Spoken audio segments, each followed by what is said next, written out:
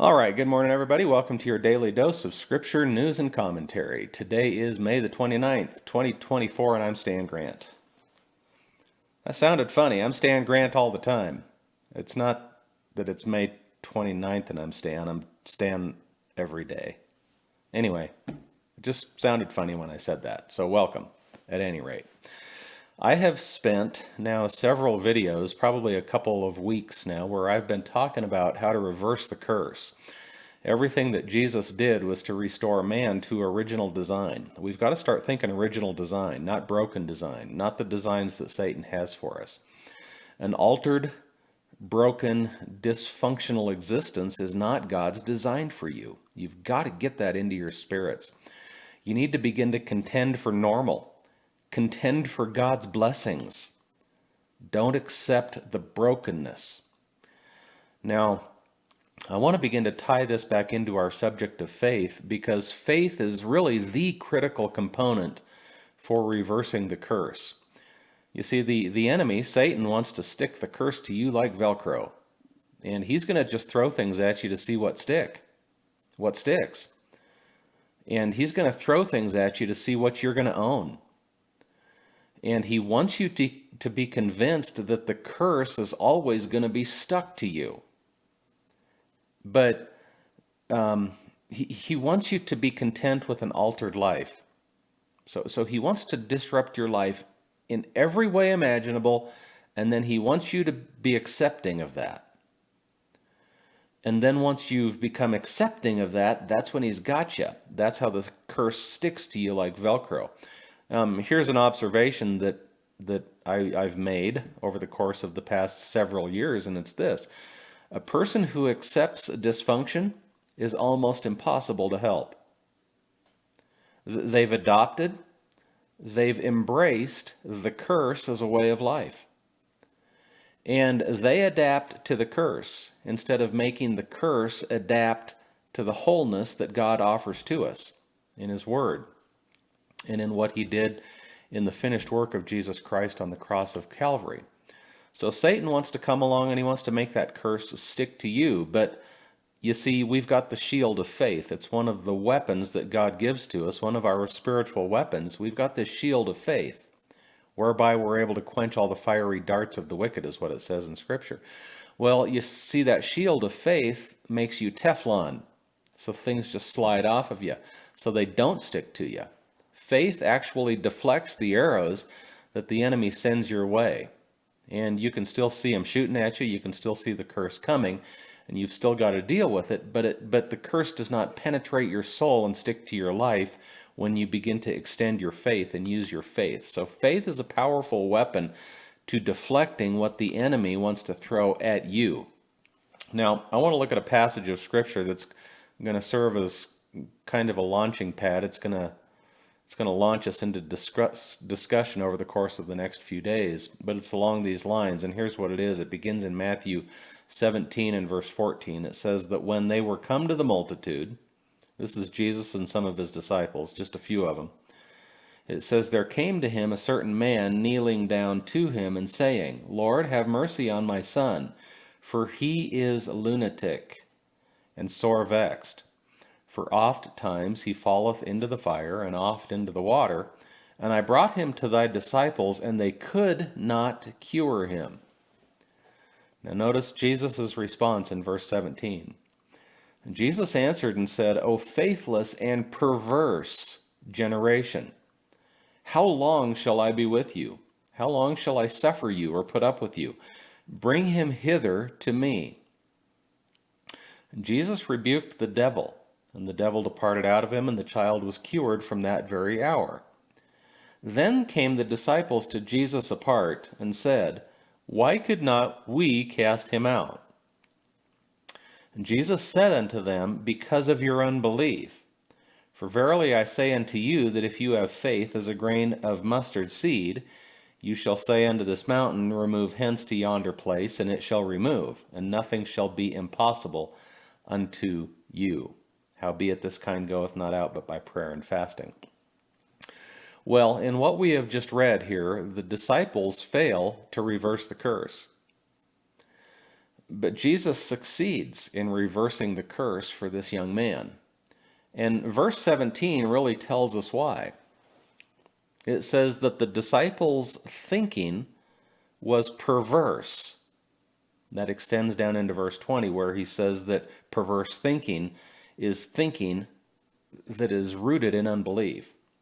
But their thinking was perverse. When something is perverted, it implies that it's twisted or upside down. In days gone by in America's history, if a man pretended to be a woman and he dressed up as such and wanted to get a sex change operation, etc., that was actually deemed to be a mental illness, and he was actually called a pervert. He was perverse in his thinking. His thinking is twisted. It's upside down because he has embraced Satan's lies. Well, you see, today our society no longer is intolerant of those behaviors. It's no longer intolerant of perverse thinking. And in many ways, society has embraced perverse thinking. I mean, we've got perverts today that are lauded as heroes, and they're allowed to compete in women's sports, and they use women's locker rooms and women's restrooms, etc. And the reason that society no longer sees that as perverse thinking is because much of society's thinking is just as perverted as the pervert. Okay? Well, that's a good definition of what a pervert or perverse thinking looks like. It's thinking that's completely upside down. What's interesting is that Jesus uses that exact word to describe the disciples' failure to cast this demon out. Now, was he saying that they were sexually deviant? No, he wasn't. He didn't say, "O faithless and sexually perverse generation." He just uses the root word, perverse. So something is perverse in their thinking. Again, it doesn't have to do with their sexuality, but something's upside down in their thinking here. So then we've got to ask the question, what is it that's perverted in their thinking? What's twisted? What's upside down in their thinking or in their minds that caused them to not be able to reverse the curse for this young man? Well, the disciples had mountains of faith, but it was faith in the wrong thing.